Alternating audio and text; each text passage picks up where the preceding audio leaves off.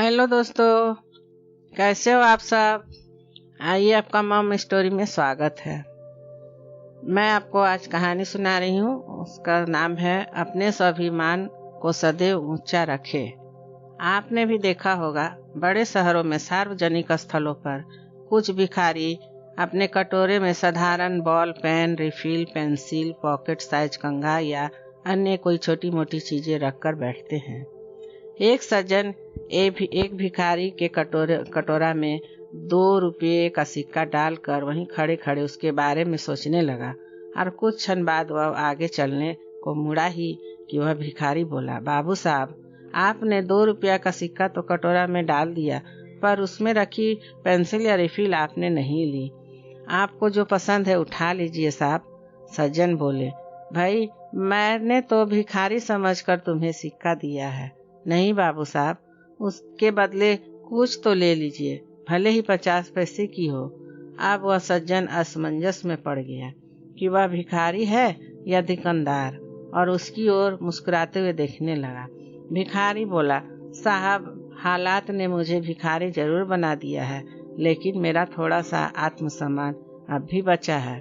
अगर आप सिक्के के बदले कुछ भी ले लेंगे तो मुझे कम से कम इतना संतोष रहेगा कि भिखारी होने के बावजूद मैंने अपना स्वाभिमान नहीं खोया है।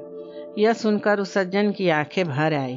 उन्होंने अपने पर्स से 100 रुपये का 2 नोट निकालकर उस भिखारी के हाथ में दिए और कटोरे में रखा सारा सामान, जो कि 50 रुपये से ज्यादा मूल्य का नहीं था, लेकर उसने पूछा, भैया 200 रुपये कम तो नहीं है?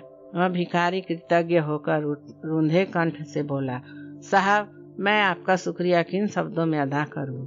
आपने तो दरिद्र नारायण के रूप में आकर मेरे स्वाभिमान को फिर से ऊंचा कर दिया।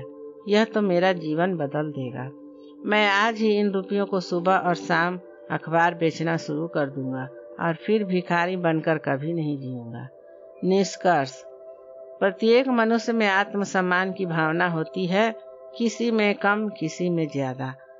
एक संत ने मुझे बताया, यह जीवन बार बार नहीं मिलता है। अब समय है मनुष्य उस चीज को पकड़े जो उसके भीतर है और फिर उसे समझने की कोशिश करे, अपने हृदय की प्यास बुझाए, ताकि जीवन में शांति आ सके।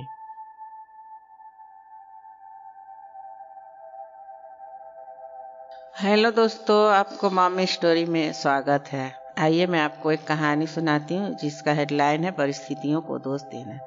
कुछ लोग हमेशा परिस्थितियों को ही दोष देते हैं। यह मोटिवेशनल स्टोरी ऐसी है जिसको सुनकर आपकी आंखें खुल सकती है। इस कहानी को जल्दी से जल्दी शुरू करते हैं। काफी समय पहले की बात है दोस्तों। एक आदमी रेगिस्तान में फंस गया था। वह मन ही मन अपने आप को बोल रहा था कि यह कितनी अच्छी और सुंदर जगह है। अगर यहाँ पर पानी होता तो यहाँ पर कितने अच्छे अच्छे पेड़ उग रहे होते, और यहाँ पर कितने लोग घूमने आना चाहते होंगे। मतलब ब्लेम कर रहा था।